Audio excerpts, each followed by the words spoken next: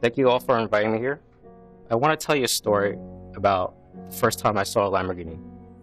And bear in mind that I grew up in the suburbs where Lamborghinis are extremely rare.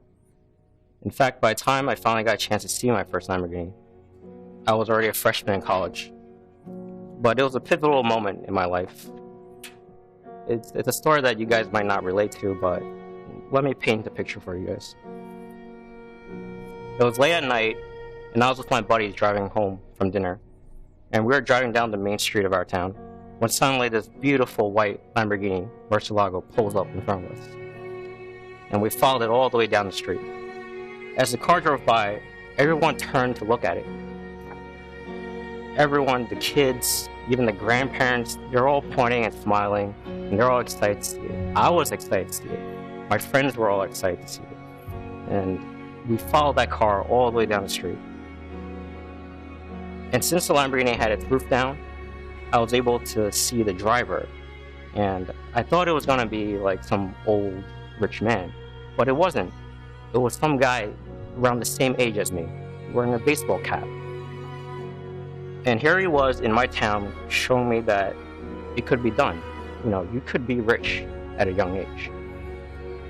And that day I turned to my friends when I was in my car. I turned to my friends and I said, that's going to be me one day.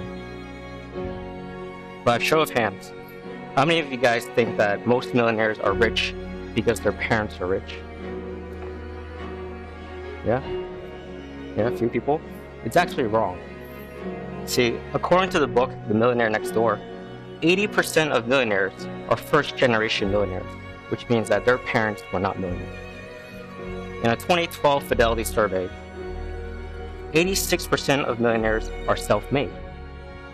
So, it's really easy to become a millionaire, even in this day and age. And with the creation of the internet, I want to say that it's actually even easier now than it was before. I remember that when I grew up, I envied the rich. Each time I watched a show like Top Gear, which I don't know if you're familiar with it showcases a lot of exotic supercars. And I felt a bit sad every time I watched the show because I knew that I couldn't afford those kind of cars. They were kind of like taunting me with a glimpse of like a better life. And I really want that life. And I felt defeated because I wasn't born with like an extraordinary talent. You know, I'm not great at singing. You know, I'm not a rapper. I'm not good at sports, and I wasn't born in a rich family. It's actually quite the opposite. See, my parents grew up in the slums of China. My father lived in a farm run by the communist regime, where he was forced to work for only a few cents an hour. My mother lived in the projects, and I still remember the day I visited her hometown and the apartment that she grew up in. It was an extremely small studio apartment with a large metal sliding door. And in the room was a bunk bed that was pretty much most of the room, meaning the bed took up half of her apartment. And the bed only had a thin 1-inch mattress on it, so you were basically sleeping on a piece of wood. I think there are jail cells in the US that are bigger than my mother's apartment. And when I exited the room, it didn't look any better. I saw red paint splashed all over the door of a neighbor's apartment. The red paint, it was the loan sharks sending a message. It was a very humbling experience for me. But those circumstances didn't stop my parents from trying to get a better life. They both saved and borrowed money from their family to immigrate to New York City in hopes of finding a better life.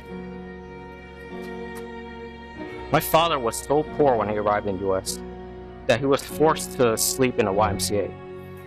His living situation consisted of a mattress in a large dorm room full of mattresses. It was basically like a homeless shelter, except you pay like $1 or so per night to sleep and shower. He did this while working with his older brother to start a store that sells and brews Chinese herbs. My mother came into the US without much either. Since she didn't speak English at all, she made a living by working in a sweatshop in Chinatown. Eventually, she met my father through a mutual friend and got married and had my brother and me. Sure, we were poor, but we were happy. What we had was still better than what my parents had. So, fast forward 20 years, it's about half a decade ago, and I was in college. And in college, I learned computer science and engineering. I fell in love. I had my heart broken. I drank alcohol. I fell out of love. I broke my wrist. I experimented with drugs. I got arrested. So basically, your typical college experience. In my first semester of college, my GPA was only a C+. That was another humbling experience for me. All this time, I thought I was smart, and I could breeze by college. So I played a lot of video games that year, a lot of online video games. But with such low grades and classmates who are smarter than me, I realized that I wasn't so great after all, and I knew that I had to change. So I stopped playing so many video games, and I started to study more. I formed study groups and even went to summer school. But the biggest impact on my life was that I went out and started to learn things on my own, outside of college. I learned PHP, I learned JavaScript, I learned CSS, I learned SQL. I basically learned all of web development on my own. At the very least, I owed it to my parents, who gave me this opportunity. And the hard work paid off. In my senior year of college, I had a 3.8 GPA. Does that mean that I was smarter than the other kids? No. It just means that hard work beats talent when talent doesn't work hard. After I graduated, I worked at a tech company in California called Earthlink. They hired me because I had a lot of experience in web development. I got paid a good salary, and I was happy with my life, and I was pretty happy with the way things were turning out. In October of that year, I received a phone call that changed my life forever. It was my aunt on the other side of the line. She called to tell me that my father had passed away. He was ill, and we thought he would recover, and none of us expected him to succumb to his illness. We were all devastated. Bruce Lee once said, "Do not pray for an easy life. Pray for the strength to endure a difficult one." The next few months that followed were the most grueling months I ever faced. My father left us with some inheritance money, but it wasn't enough to last us forever. Most of our inheritance were tied to real estate and mutual funds, and we couldn't access the money unless we sold all those assets. Unfortunately for us, he passed away at the beginning of the recession, so the value of all the real estate and stocks tanked, and it didn't recover until years later. To make matters worse, my father's sudden death caused my mother to start having mental problems. So I moved back into my mother's house in New York to take care of her. This move across the country ended my relationship with my college girlfriend. This meant that I had to look for a new job in New York as well. My brother, on the other hand, he stayed in London to continue being with his college girlfriend of over 4 years. She had to stay in London because she was enrolled in medical school there. The only problem was that during the global recession, nobody was looking to hire a PhD student. And since companies had to cut back on their budget, they would rather hire an undergraduate than a PhD student. My mother, on the other hand, she was a homemaker, and she was too devastated and mentally unsound to hold a job. This meant that for months after my father's death, nobody in my family was making an income, and we were basically just living off savings. I eventually found a job in Columbia University, and they gave me a MacBook as my work computer. As soon as I got the MacBook, I learned a new computer language called Objective-C on my own. It was a language used to code iPhone apps. Ever since I was young, I had a fascination with learning new skills and using those skills to help people, or at least create something that people found useful. My father was the same way. He was the one who taught me to persevere during stressful times and to take education onto my own hands. His passing was unexpected, but it pushed me out of my comfort zone. Before his passing, he taught me so much about life that I felt somewhat prepared to take on the responsibilities that ensued. Since I was the only one in my family making money at the time, I had to step up as the breadwinner, despite being only 22. So I knew that I had to work on a more profitable side business during those times that I wasn't working at my full-time job. I'm talking about nights and weekends. Thus, coding apps during my free time made sense to me. While my peers were slowly eased into adulthood, I was pushed into the deep end of the pool without warning. I went from being a dependent to an independent to an independent with dependence within just the span of a few months. So it's fast forward my life into adulthood, and the burden and responsibilities and stress I received only worked to strengthen my character. But I wasn't always that strong. I admit that I had contemplated suicide during the days when life was too unbearable. Because of my father's death, my mother's mental illness, and stress from holding 2 jobs in the social life. But I could never go through with it. I knew that if I did, nobody would take care of my mother. I would be running away from my responsibilities. Suicide was a coward's way out. I mean, I had fantasized about it, and even just a temporary fantasy of nothingness made my life of misery a little bit more bearable. For those thinking about suicide, or will be thinking about suicide in the future, please realize that it's a really stupid way out. As with stocks and roller coasters, when you're at the lowest point in your life, you're only giving yourself more room to go up. So why leave the world at the lowest point in your life? You're going to miss out on all the wonderful things that have yet to come. Some might think that it was pure luck that I became successful from selling apps. And I don't blame those people for thinking that way. It's an easy to swallow way of comprehending the situation. Luck is an excuse that some people tell themselves to not try, but luck had very little to do with it. Luck is when you win a lottery ticket, but making an app that has millions of users, you'll find out that has nothing to do with luck. The most popular app that I created was called 50 Radio. It's a police scanner app.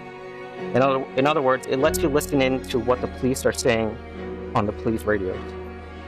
It has since expanded to include firefighters, ambulance, air traffic control towers. And it now has internet radio to listen to music and news and talk. In 2009, it became the #1 paid app in November. The first question people ask me is, how did I come up with the idea? Since I grew up on a busy street in New York, I've always heard sirens and police cars passing by. I also went to a middle school across the street from a police precinct, so I walked by police officers a lot. And when I was 5 or so, someone asked me what I wanted to be when I grow up. I told her that I wanted to be a cop. When she asked why, I said I want to protect people and help them. I never ended up becoming a police officer, but I still wanted to help them in a way. And that's where the police scanner app came into play. That app has helped a lot of people in numerous ways. I get emails from policemen and firemen thanking me for the app because sometimes their own radio wouldn't work and then they would switch over to my app.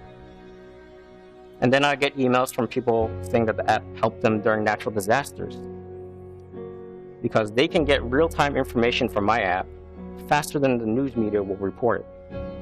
So during tornadoes and hurricanes and tsunamis and floods, my app usage goes up by a lot. There's also a lot of other useful uses. Sometimes ER doctors use my app to get real-time information about who's going into their ER. This gives them time to prepare their ER for the victims.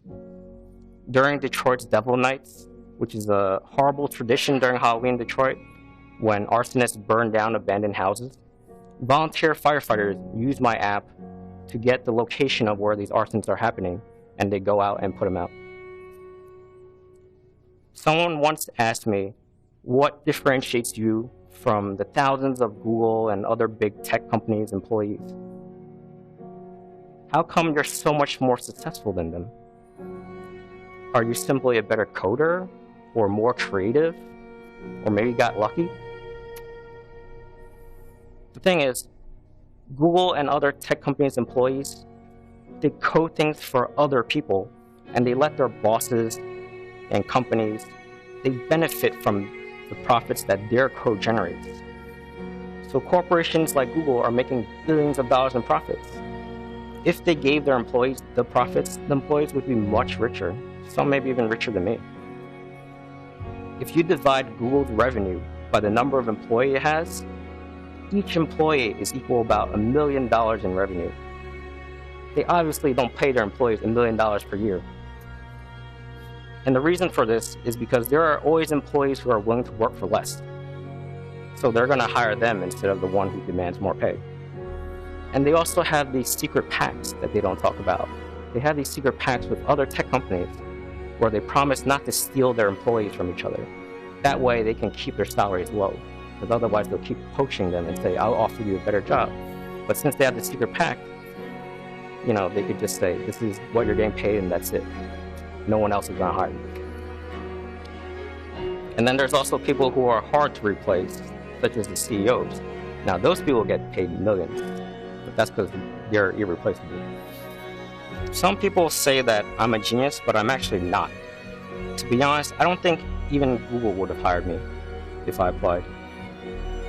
I don't doubt that there's Google's employees that are smarter than me, who can code better than me, but sadly that the money that should belong to them is taken away and redistributed to shareholders and to upper management.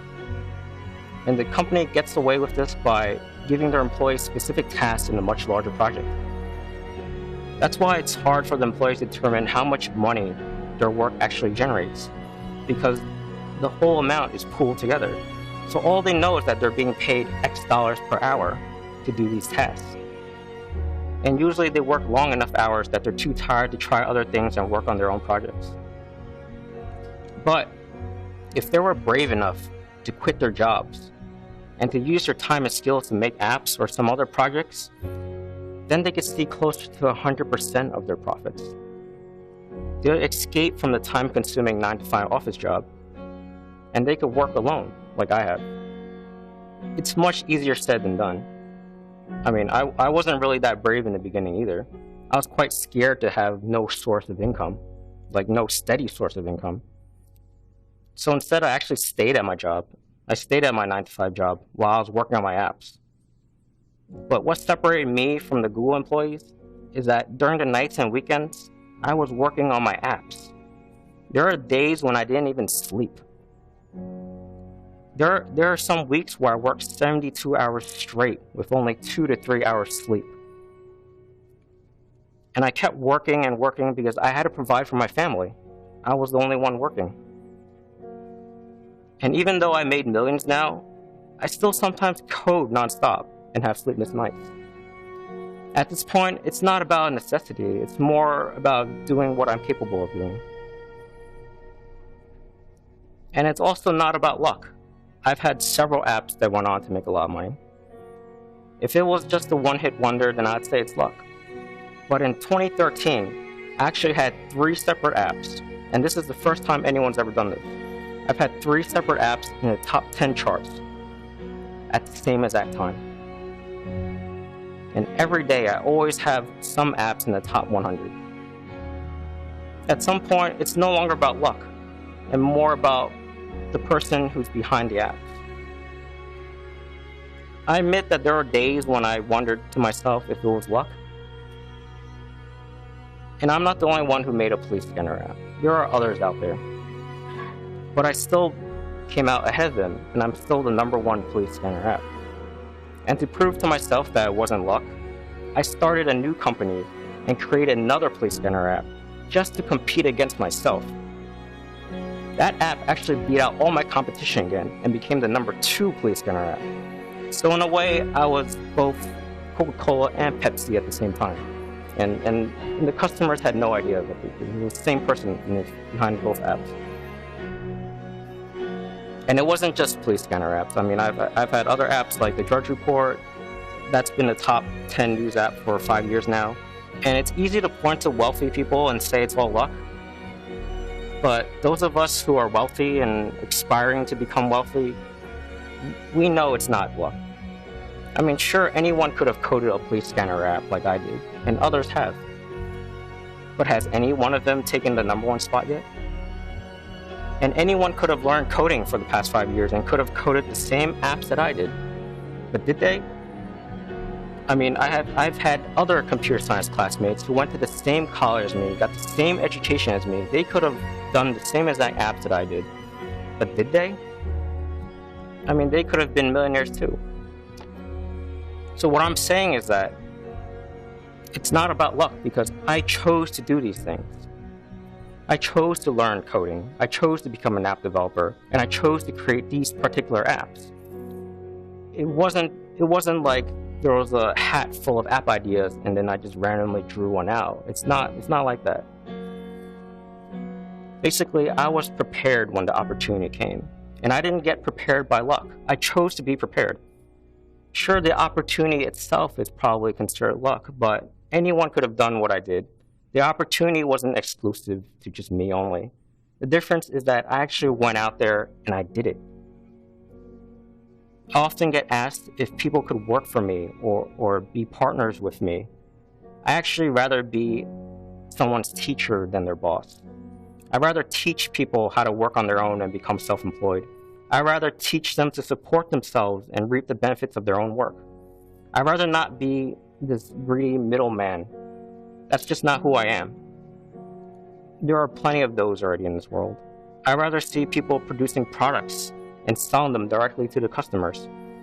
I'm not saying that we should replace all corporations, like an iPhone wouldn't have existed if corporations didn't exist. I'm just saying that for those of you who choose not to be part of this corporate machine, I'm offering you a way out. So let me give you some advice if you do plan on making some apps. Advice number 1, you have to learn how to learn. By this, I mean go out there and learn. Too lazy to and just want to coast in your office job? I mean, that's fine. Some people like that. But for the rest of you, learn as much as you can. Learn how to learn. Books, internet resources, those are your friends. Try to be self-sufficient. Learn to be an individual, someone who's not easily replaceable in your line of business. Just don't be a cog in someone else's money-making machine. Build a machine yourself and reap your own benefits. Advice number 2, don't quit until you've given your last shot. Everything can turn around in your favor at any given moment. I mean, I hit rock bottom in 2008.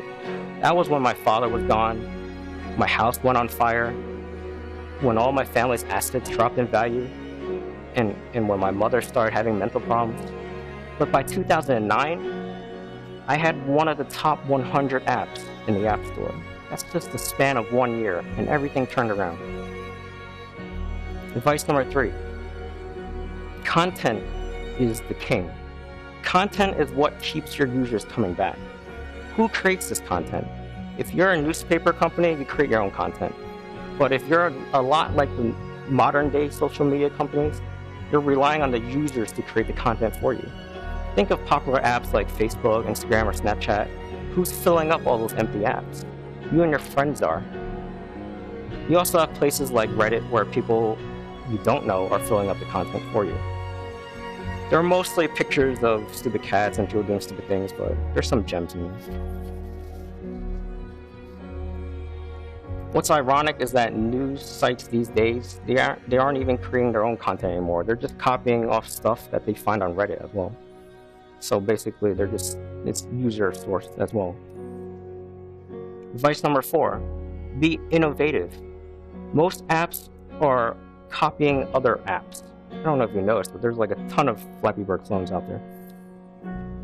And every app at some point was an idea that was borrowed from someone else at some point.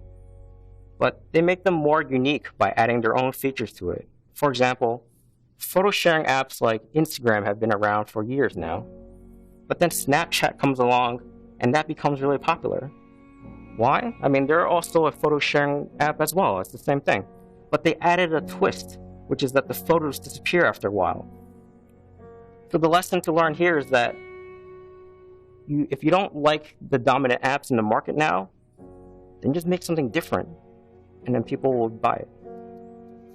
Advice number 5, grow your user base. Now that you have your app, you have to get the users to use it to make money. Some tricks people use is to make people feel left out if they don't have this app. For example, Facebook and Gmail in the beginning, they were only available to people who were invited to use them. It's kind of like a club. This made every college kid back then want to have a Facebook.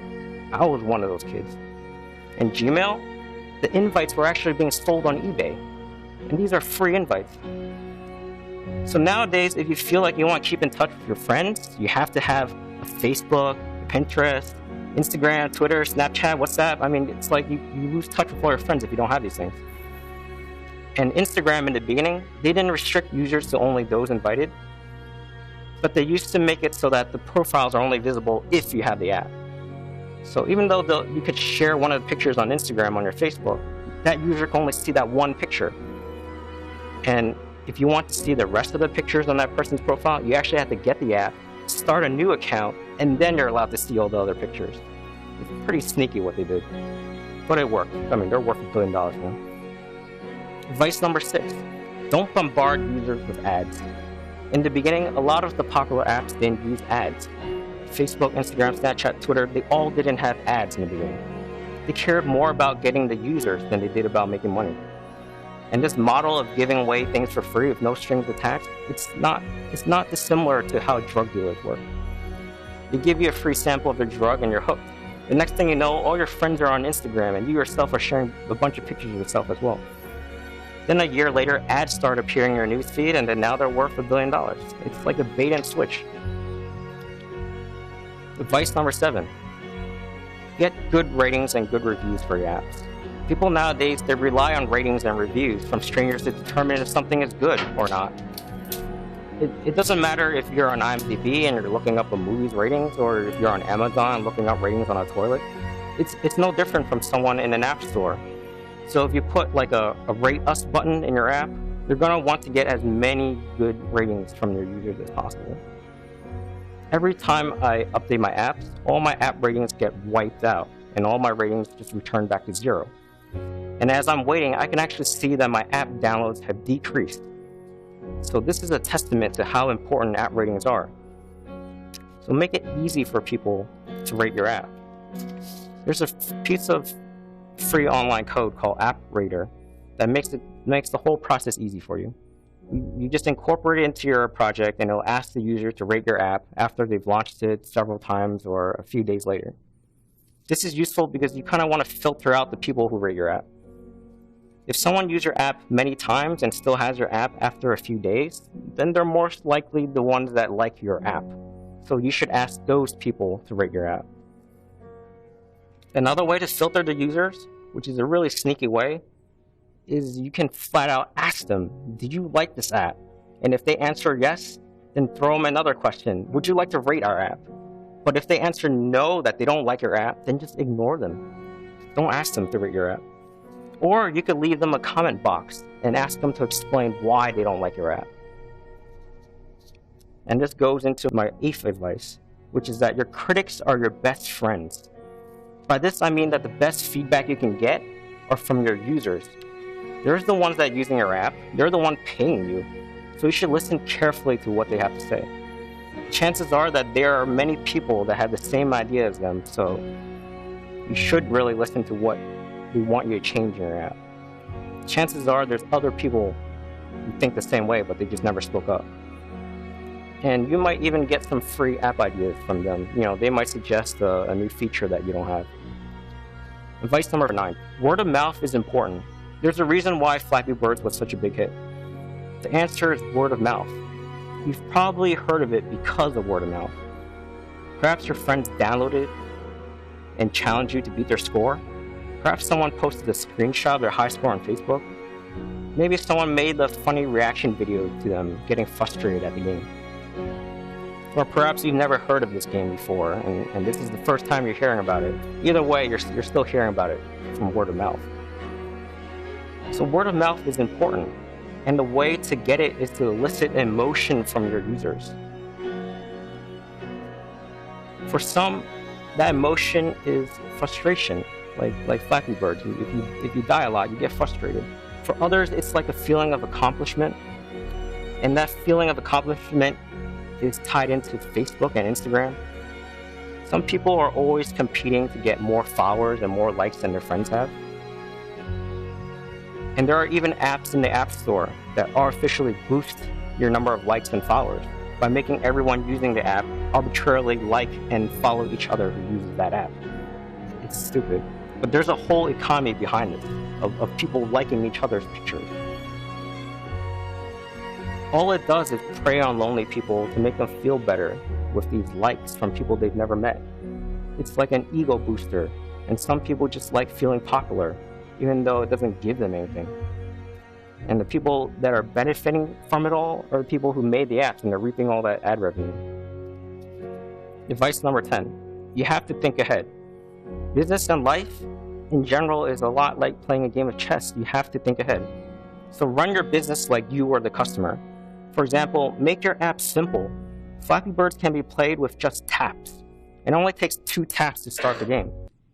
People have short attention spans, so you kind of want to give them what they want with as few moves as possible. There's a reason why there's a lot of apps that have favorites. It's 1 tap and they get to what they want. Also, make your app scalable. There's a reason why I make millions while lawyers and doctors only make hundreds of thousands a year. And that's because I'm not limited by a salary. I'm not limited by time, and my income is passive. After I release the app, I get paid per download, and I don't have to work to get those downloads. This frees up my time a lot. And this is where most people suffer. If your income is based on the number of hours you work, then there's only so much money you can make. But if you base your income on the number of downloads you get, then you could potentially make millions by charging a few dollars each to each of those millions of users. This is the same concept as to why movie stars and singers and athletes and book writers, they make millions. They are serving millions and billions of people, whereas a doctor can only see 1 patient at a time. All right, one last piece of advice. Don't chase the easy money. By this, I mean don't scam people, don't do illegal things, don't sell your integrity for a few $1,000s. I've seen some people sell DVDs and lure people into the promise of making them rich, and they would dangle their lifestyle in front of them by taking pictures in front of Lamborghinis and stuff. And they say, hey, you could be like me if you buy my DVDs or buy my get-rich-quick book. But it's not worth it to be like those guys. You'll be much happier if you do the right thing and have a clear conscience. It's better to reap your rewards through hard work. Just remember that pain is only temporary. Horace Greeley once said something in the 1800s that I think still applies to us today. He said, fame is vapor, popularity an accident, riches take wings. Only one thing endures, and that is character. And I have one last question for you guys to think about. If you flip a coin and it lands heads 99 times, what are the chances of it being tails the next time? Some people think that it's more likely to be tails, but it's not. It's always a 50-50% chance when you flip a coin. A coin has no memory of what it was flipped before. But some people don't understand this concept, and that's why gambling is an addiction. They hope that the universe would balance itself and make them win again after losing so many times. But the truth is, life is not like that. The universe does not tip the scale for us, and we have to make our own winnings from what we're dealt with in life. My father once said, pride, disappointment, and fear all go away when you don't expect to live another day. What's important is what's left. Our time on earth is short. Make it count, son. Thank you very much.